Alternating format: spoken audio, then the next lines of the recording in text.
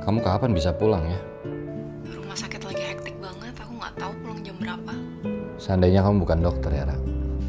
Cuman sementara sayang. Buat aku sih rasanya kayak selamanya sih. Yo, Reza, Laura Basuki. Hai. Hey. Yoi. Balik lagi sama gua di Cameo Project. Bukan. Bukan, sama gua. Iya memang. Sama gua di sementara selamanya ya. Ya, thank you. Yes. Oh, Saka, hai Saka. Oh iya, Saka sama Zara. Aduh, gue udah nonton 2 episode awal ya, itu memang benar-benar pengen nagih ke episode 3 ya. Bagus. Waduh, thank banget. you. Bagus banget. Thank you, Ten. Sebelum gue lanjut, gue harus mengapresiasi semua orang yang terlibat di dalamnya. Maksudnya yang gue tahu kan memang ada Arya ya sebagai produser, udah gitu Arya ada sebagai produser. Yoi. Udah gitu ada Ika Natasha, Cici Ika sebagai penulis, ya kan, keren banget juga tulisannya dan tim-tim semuanya. Ada beberapa yang gue tahu dan yang udah pasti Reza Radian sebagai sutradara dan pemain itu gokil sih menurut gue. Mungkin karena gue bisa ngebayangin ya, mungkin syutingnya tuh ya kan lu nggak ada lawan main ya, kurang ajar ya. Memang gue nggak ada lawan main. Ntar gue akan ngobrol soal teknis itu. Yes. Terus gitu Laura Basuki ya, walaupun suaranya itu kayak Aduh, gitu. Aduh banget gitu kan. Emang pas banget Laura itu. Aduh banget emang. Episode 1 gue udah liat, ada Laura nih. Gue tungguin orangnya mana Kagak ya. muncul-muncul. Episode 2 gue harus lihat lagi. Aduh, gak ada juga. Waduh, benar-benar. Mungkin nanti ditunggu di 3456. Jangan PHP ya. Ada ya di 3456 ya. Lu sutradara, tapi lu bikin cerita juga nggak? Ini idenya dari lu juga? Enggak, ini sebenarnya ide awalnya itu adalah gue meminta Ika untuk menulis sesuatu untuk yang memungkinkan kita bisa syuting di rumah aja. Oh iya. Apa nih gitu. Terus Mbak Ika came up with sementara selamanya. Tahu-tahu gue dikirimin udah jadi nih skenario gitu. Oh serius ternyata nih tantangannya dijawab nih, challenge ya gitu kan. Beneran lu yang jadi. Challenge baliknya adalah kita syuting nih gitu. Tapi menurut gue tadinya mau bikin pakai handphone, kok sayang banget skrip ini gitu. Jadi kita bikin serius aja deh gitu. Ada Arya gitu kan. Udah lo jadi produser. Jadi produser gitu, terus akhirnya ya udah berkembang, terus mulai mikirin pemain dari situ sih sebenarnya Tin. Sebenarnya ketika gue membaca ini ceritanya itu sangat kontekstual menurut gue dengan keadaan sekarang. Ya.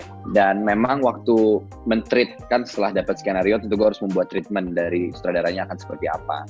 Nah treatment yang gue buat itu sebenarnya jujur kalau di skenario itu Zara tuh udah kelihatan dari awal. Nah, gue merasa kayaknya jangan ya, kayaknya suaranya aja gitu. Itu sebenarnya keputusan yang gue ambil karena gue merasa gue ingin kemudian situasi syutingnya itu secara treatment gue bisa berbicara straightforward ke hadapan kamera. Gue pengen audiensnya bisa engage juga dengan rasa-rasa yang gue mau munculin, dan gue tuh nggak punya treatment untuk mainan gue juga gitu, karena gue yakin dengan suara Laura itu dia nggak ada mukanya aja suaranya udah luar biasa gitu. Betul sekali.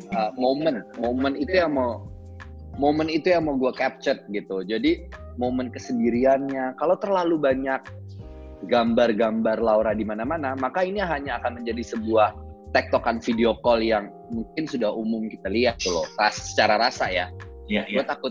Gue takut itu kemudian mengurangi esensi itu. Jadi gue memilih untuk yang satu audio, yang satu visual.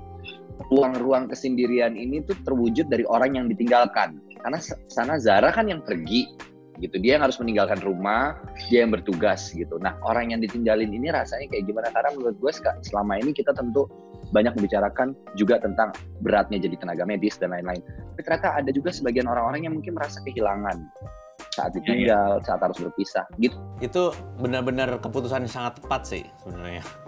Itu keputusan sutradara ya, berarti memang wah gila. Ya, dan dia kan dia selalu kalau lo perhatiin episode 1 ending, episode 2 ending, gue memang selalu menutup ending dengan adegan, jadi nggak ada black screen gitu. Dan disitulah kemudian di angle yang selalu top angle itu menurut gue menggambar bagaimana sih ruang-ruang kesendiriannya si Saka ini gitu. Setiap kali akhir dari sebuah percakapan gitu. Kurang ajar Anda memang ya. Kurang ajar. Cukup jadi aktor aja ya. Jadi sutradara juga serem ya emang. Terus ini menurut gue benar-benar perpaduan yang gokil banget sih, maksudnya pemainnya juga gokil, tapi yang benar-benar dibungkusnya itu ya, menurut gue tambah bagus banget itu karena musiknya juga. Oh iya gitu. Setuju. Mas Iva ya? Pak sama Dimas. Iva sama Dimas bagus banget itu momennya. Gue sih agak speechless ya waktu gue nonton kayak Itu Tin, jujur ya. Hah? Kenapa gue senang bekerja sama dengan Iva? Karena Iva tuh adalah orang yang menurut gue juga apa ya? Kita kan kadang-kadang kalau kerja sama orang, kalau komunikasinya satu arah aja kan repot ya. Iya. Maksudnya apakah orangnya mau membuka diri atau kemudian bagaimana dia bisa mengelaborate ego yang dia punya, ego yang gue punya untuk jadi satu, itu kan gak gampang nemuin orang-orang yang bisa kita ajak kerjasama seperti itu. Nah Iva tuh memiliki itu, jadi itu yang membuat gue senang bahwa gue memang tidak terlalu suka semua dialog itu diisi musik, semua perasaan itu diisi musik, tapi gue butuh scoring yang simple, Fa. Gimana ya kira-kira, oh oke, Res, oke, gitu. Di situ aja dia udah langsung, oke, gue tahu apa yang harus gue lakukan. Begitu dia present musiknya, setiap kali preview gue udah langsung kayak, anjir. Gak usah dia apa-apain lagi. Dia nggak berusaha overpower dialognya ya, benar-benar semua masuknya pas, nggak pengen pamer musiknya gitu loh. Masuknya benar-benar bagus. Aduh, gue sih bener-bener, gue cuman sebenarnya waktu gue gue nonton gitu kan, gue pengen ngulik nih. Tujuan gue adalah gue mau ngulik supaya gue bisa nanya lu sesuatu yang tepat gitu ya. Terus waktu gue nonton, aduh gue kayaknya lebih pengen menikmati selanjutnya nih. Apa ya, kayak gue sebagai penonton, gue memang mengharapkan sesuatu yang standarnya penonton lah ya. Ada happy ending atau alur yang bisa memberi makan rasa gue gitu loh. Tapi gue ada sedikit ketakutan. Ketakutan gue adalah kalau gue menonton hal yang tidak gue harapkan. Oke, karena terlalu dekat. Gitu kayak gitu ya, karena itu banget sama gue. Seril itu kurang ajarnya. Karena kalau sometimes kalau nonton film kan kayak oke, ini just film, gue mau nonton, gue terhibur. Kalau ini kan nggak kayak nggak kebawa perasaan gitu ya. Iya. Dia mau kenapa juga biarin aja gitu. Iya, ngerti maksudnya. Dan dipirit lagi. Dan dipirit. Udah gitu durasinya sebentar pula. Iya. Kita dimaki-maki ya Res sama orang. Wah, gua abis sih. Gua itu kena apa komentar kayak anjir lagi nikmatin ibaratnya nih lagi seru-serunya hilang. Dan gue nggak tahu ya apakah mungkin lo juga, gue nggak tahu apakah lo juga realize sesuatu gitu.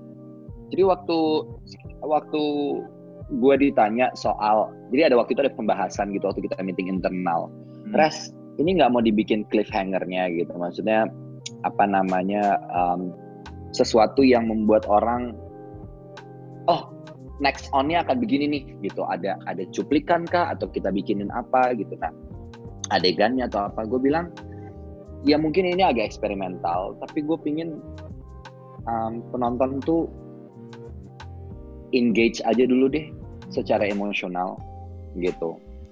Mungkin memang akan sangat tricky, bisa jadi orang jadi ngerasa episode 1-nya gini, episode 2 gini. Oh ya udah, bisa jadi mungkin berhenti nonton di episode 2, gue juga nggak tahu gitu ya. Tapi gue memang memutuskan untuk nggak punya cliffhanger itu, maksudnya nggak punya sesuatu yang lo tau kan kalau di mini seri biasanya di ending pasti adalah sesuatu apa gitu gitu loh yang bikin kita jadi penasaran ketiga atau ke seterusnya gitu. Nah ini kan kalau diperhatiin sebenarnya nggak ada gitu. Memang nggak ada sih, tapi sangat jadinya kentang banget kayak lagi enak. Lah berhenti di lagi enak-enaknya Zak. Hey, udah 10 tahun ya lo nggak main bareng sama Laura? Selama itu loh. Maksudnya di film kita udah nggak pernah ketemu. Setelah 3 hati kita gue berpikir sih, gue berharap kapan lagi gue syuting sama Laura Basuki. Ya ampun, kenapa sini nggak ada project-project? Gue berharap sama dia sekalinya mau ada waktu itu sempet, tapi nggak jadi gitu. Benar. Kita berdua sempat duduk bareng dan sepakat kita nggak ambil ya. Iya deh, nggak deh gitu. Jadi belum ya ini lagi baru ini. Dan gue sih emang bersahabat banget ya sama Laura. She's one of my best friend gitu, this lovely girl. Jadi untungnya persahabatan kita tuh jalan terus memang dari semenjak 3 hati itu. Oke. Proses brainstormingnya tuh seperti apa sih sampai di titik oke nih, udah oke banget nih? Oke, jadi memang Mbak Ika tuh waktu menulis itu gue agak kaget sih. Mbak Ika tuh nulisnya cepet banget, jujur aja ya, cepet banget gitu. Maksudnya tahu-tahu jadi nih skenario waktu itu maksudnya bentuknya masih satu skenario utuh gitu, 40-an halaman kalau nggak salah.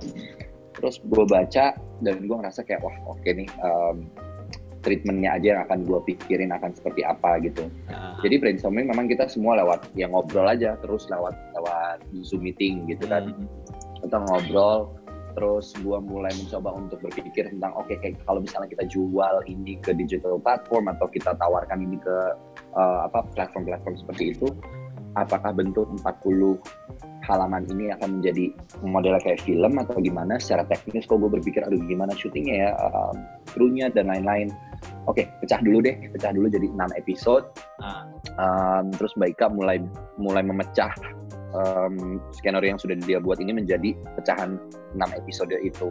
Dari situ, gue akhirnya bisa membentuk satu tim, minta Arya untuk bikin tim yang memang very small team gitu, very small crew.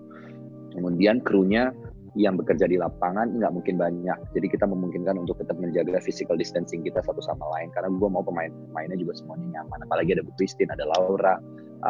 Mereka harus benar-benar ngerasa bahwa gue dalam lingkungan yang sehat dan protokol kesehatan yang dijaga ketat gitu. Readingnya bagaimana? Nah ini kan penting banget nih reading. Nah tuh. Ya readingnya via Zoom itu. Jadi kita sempat reading lewat Zoom Reza 2 kali ya. Reza 2 kali lewat Zoom, terus yang ketemu sekali. Jadi total 3 kali reading untuk 6 episode itu. 3 kali reading lewat Zoom untuk menghasilkan chemistry yang kayak gitu. Oke, fine. Oke. Ini elemen pengalaman udah pasti, skill iya, terus sama udah kenal. Ini cuman emang kalian doang kayaknya yang bisa main ini atau gimana ya? Gila. Karena paling susah chemistry dong, bener nggak?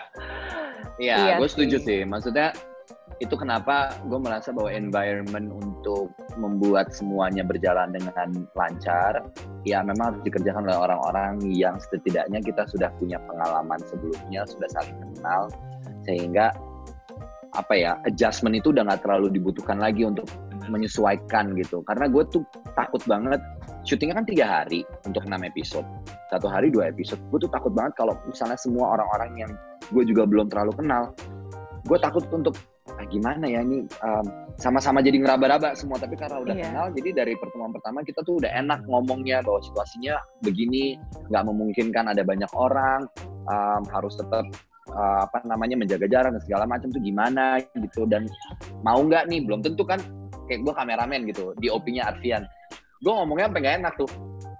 Ini kita syuting akan begini nih kondisinya, kameranya nggak mungkin tiba-tiba lo pakai kamera HP yang gede gitu kan. Jadi lo oke nggak kalau misalnya ya nggak ada tim yang mungkin lo punya kayak biasanya gitu.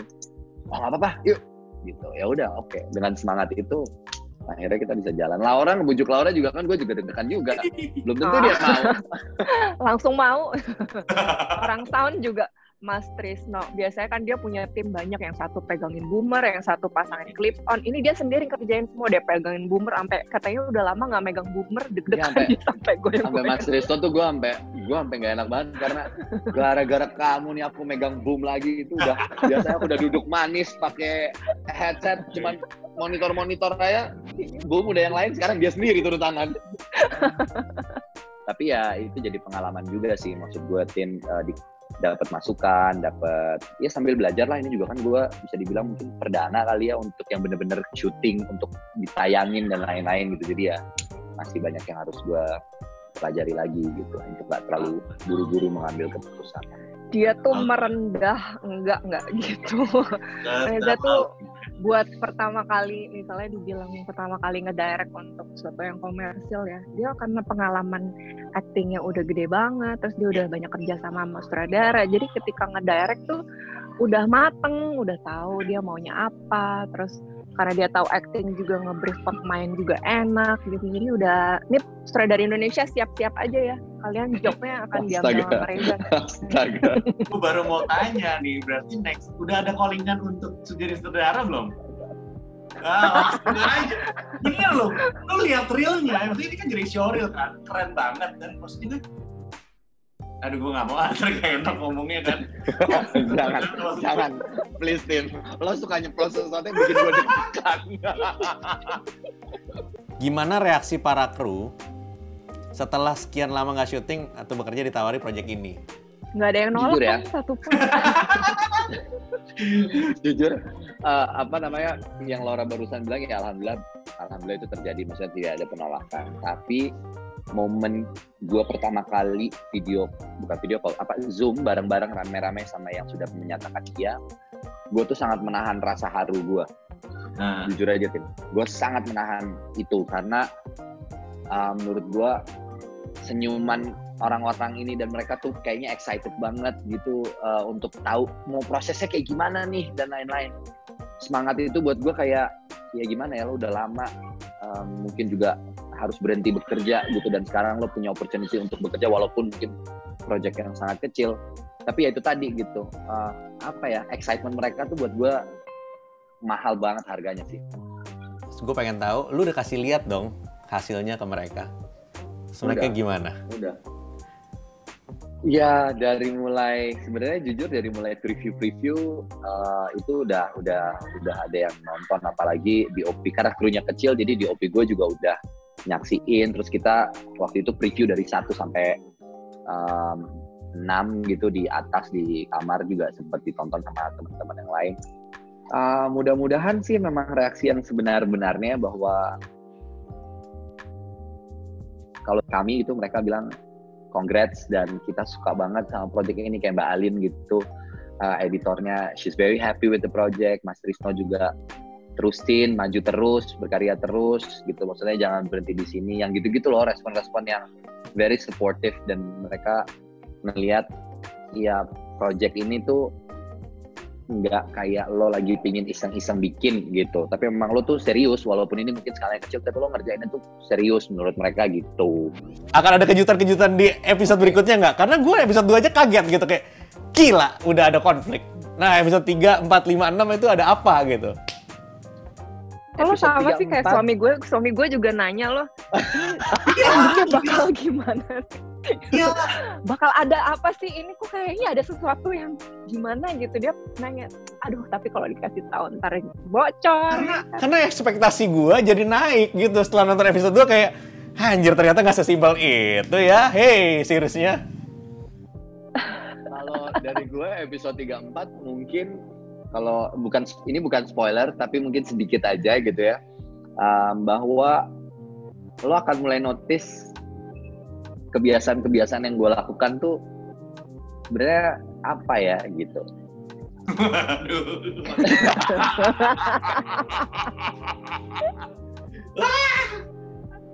Terus sama si Mbo itu ya, Mbo ya, si Mbo itu Ruth Marini kan? Ute, ya. Ya kan? Itu nanti ada sesuatu yang lain? Ya. Kita tunggu ya. Gue tuh kayak, nggak mungkin ya, kayak cuma lewat doang ya. Pasti ada ini. Terus tayangnya akan kapan nih? 3 dan selanjutnya? Tiap hari Sabtu Minggu. Jadi episode baru. Sabtu Minggu, jadi tiap ya. Sabtu dan Minggu. Jamnya random ya. Tiba-tiba jamnya random muncul. lagi. Jamnya random. Oke, jadi harus terus pantengin Instagramnya selamanya ya? Iya. Nah, ini ada yang nanya nih, apakah hanya sampai 6 episode aja? atau ada lanjutannya? Kalau itu bisa dijawab. Iya, memang hanya sampai episode 6. Tapi apakah episode 6 itu emang beneran ending atau ada sementara selamanya berikutnya? Aduh. Layar lebar. Wow. Semoga apa jangan lanjutannya di layar lebar. Nah, jadi ini hanya wah. Kemarin gue dapet respon menarik banget dari video gitu. Mereka ngasih lihat bahwa ini kan project modelnya menurut mereka baru di video. Jadi belum pernah mereka ngambil project yang mungkin dengan konsep yang seperti ini gitu. Gue nggak ngerti ya, karena gue juga nggak selalu ngamatin video gitu. Tapi buat mereka, for the first day, trafficnya selama mereka bikin konten yang biasanya tuh namanya video original gitu misalnya, this is one of the highest viewers within a day gitu. Jadi menurut gue sih mudah-mudahan sih itu cukup memberikan dampak positif buat karyanya sendiri gitu. Kenapa sih orang harus nonton sementara selamanya? Kita tuh cuman berusaha untuk mencari cara bagaimana industri film kita tetap bisa terus berputar gitu, karena bagaimanapun juga kan ini adalah sebuah ekosistem yang besar gitu. Kalau misalnya kita nggak ngapa-ngapain, nggak berusaha untuk berkreasi, akhirnya akan stuck. Jadi ya ini adalah salah satu cara bagaimana kita tetap bisa berkarya selama di rumah aja, dan berharapnya ini menjadi sebuah salah satu pilihan untuk hiburan teman-teman semua sih selama di rumah aja. Kalau dari gue, di tengah dunia seperti kata Ika gitu ya, di tengah dunia yang sedang berjarak ini, mudah-mudahan tiap individu bisa menemukan sesuatu yang dekat dengan mereka dan itu mewakili perasaan mereka. Di situ ada sementara selamanya. Kalau menurut gue di titik ini nih, gue kayak ekspektasi gue tadinya gue nggak mau terlalu naik-naikin lagi, tapi gue pasti akan nonton lagi. Dan gue takutnya setelah gue nonton gue bakal jadi nyesel. Kalau gue lihat Endingnya atau apapun itu yang nggak gue harapkan. Jadi gitu. Thank you banget Reza. Thank you loh Martin. Laura udah bikin ini. jadi Thank you udah ditonton. udah dong. Iya Tin, thank you banget Tin, udah ditonton Tin. I really appreciate. Gue soalnya waktu itu bilang sama Maria, kita promo dong di Cameo Project, karena gue merasa last time waktu gue kesana, I feel very happy with you guys gitu. Gue thank you Tin. Sama-sama. Thank you banget Tin. Ya. Thank you buat Cameo Project, sukses selalu, sehat selalu Tin. Salam buat teman-teman Cameo yang lain. Bye, thank you Zah. Bye. Akhirnya Thank ketemu you. lihat lagi. Bye Laura. Bye-bye sayang.